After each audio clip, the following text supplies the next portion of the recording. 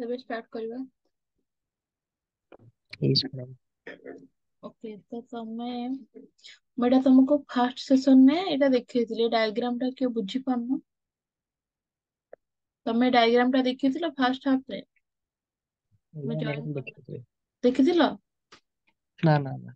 ठीक है देखो तो हमरो एनवायरनमेंट हमरो मार्केटिंग एनवायरनमेंट नॉर्मली कोन जेते तमे भी सपोज घरे रहउछ तो घरे तमर जो माने भी रहिले से माने हेले कोन तमरो एनवायरनमेंट। तमर घरे बापा माँ थिबे भाई भौणी देन तम बाहरे गछ घर सब जहाँ भी रहिला से सब ହେଲା କଣ ତମର ଏनवायरनमेंट କିନ୍ତୁ ତମ ଜିନିଷଟା ହେଲା ଏनवायरनमेंट କିନ୍ତୁ कंपनी रे भी एनवायरनमेंट ଅଛି। ତ कंपनी में नॉर्मली दीटा एनवायरनमेंट रहिले गोटे ହେଲା इंटरनल और गोटे ହେଲା एक्सटर्नल देन हमर आउ गोटे रहिले micro environment then macro environment. तो माइक्रो एनवायरनमेंट कौन जो माने इंडिविजुअल फैक्टर्स रहिले जो माने कि हमर रहिले public competitor supplier customers intermediaries मुझे ये सब तो मुझे बुझेली फास्ट सेशन ने से सब सेटा होला हमर माइक्रो एनवायरनमेंट रे फैक्टर। सेमति हमर मैक्रो एनवायरनमेंट रे फैक्टर सब कौन रहिबे cultural, political, technological, natural and economic then demographic conditions of our environment। ଆମର environment ର କିମ୍ବା ଆମ country ର cultural condition, political condition, technological condition, natural condition, economic condition, then demographic condition ଏ ସବୁ ହେଲା ଆମର macro environment ର ଗୋଟେ part। ମ୍ୟାମ୍ ଏମାନଙ୍କର କାମ କଣ? ଏମାନଙ୍କର କାମ ହେଲା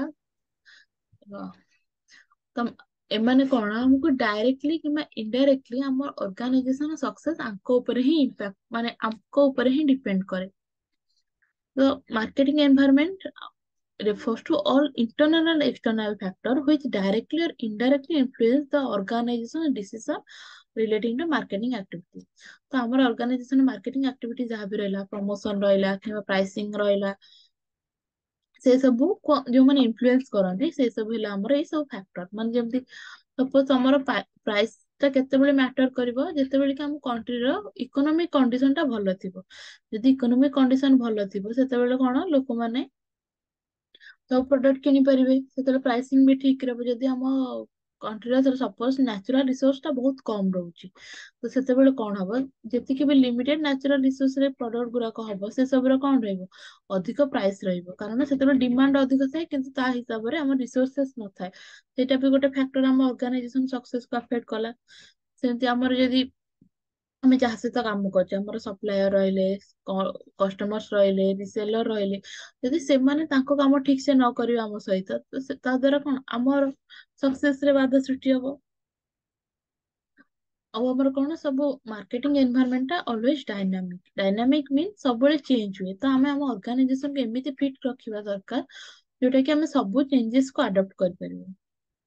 ତ ସେମିତି ଆମର ଯଦି ଗଭର୍ଣମେଣ୍ଟ ର ପଲିସି ଚେଞ୍ଜ ହେଇଯିବ ଗଭର୍ଣମେଣ୍ଟ ର ପଲିସି କେମିତି ଚେଞ୍ଜ ହବ ସପୋଜ ଆମର କୋଭିଡ ଟାଇମରେ କଣ ବହୁତ ସାରା ଫୁଡ ପ୍ରଡକ୍ଟ ସେଲ ହଉନଥିଲା ତ ଯୋଉମାନେ ଫୁଡ ଅର୍ଗାନାଇଜେସନ ମାନେ ରହିଲେ ତ ତାଙ୍କ ପାଇଁ ଟା କଣ ସେଇଟା ଗୋଟେ ବହୁତ ବାଧା ସୃଷ୍ଟି କଲା ତାଙ୍କ ସକ୍ସେସରେ। ତ ସେଥିରେ କଣ ଆମର ଗଭର୍ଣମେଣ୍ଟ ଟା ଗୋଟେ ଭାଇଟାଲ ରୋଲ ପ୍ଲେ କଲା ଅର୍ଗାନାଇଜେସନ ସକ୍ସେସ ଉପରେ। ଦେନ ଯଦି ଆମ କଣ୍ଟ୍ରିରେ ଟେକ୍ନୋଲୋଜି ବେଟର ନାହିଁ ଅନ୍ୟ କଣ୍ଟ୍ରି ଅପେକ୍ଷାରେ ତ ଆମର ଯୋଉମାନେ କଣ୍ଟ୍ରିରେ ଯୋଉ ଅଲଗା ପ୍ରଡ୍ୟୁସର କମ୍ପାନୀ ମାନେ ରହିଲେ ସେଇଟା ତାଙ୍କ ପାଇଁ ଗୋଟେ ବାଧା ସୃଷ୍ଟି କରିବ।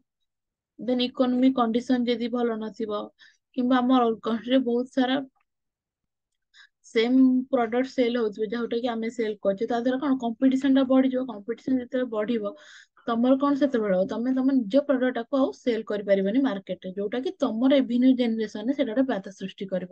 ତ ଏସବୁ ହେଲା କଣ ଆମର ସବୁ ଗୋଟେ ଗୋଟେ ଫ୍ୟାକ୍ଟର ଏନଭାରମେଣ୍ଟ ର ଯୋଉଟା କି ଆମ ଅର୍ଗାନାଇଜେସନକୁ ଡାଇରେକ୍ଟଲି ଆଉ ଇନଡାଇରେକ୍ଟଲି ସେମାନେ ଆଫେକ୍ଟ କରୁଛନ୍ତି।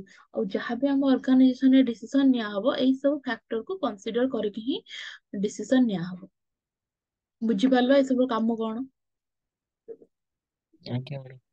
ଓକେ ତମର ନେକ୍ସଟ କ୍ଲାସ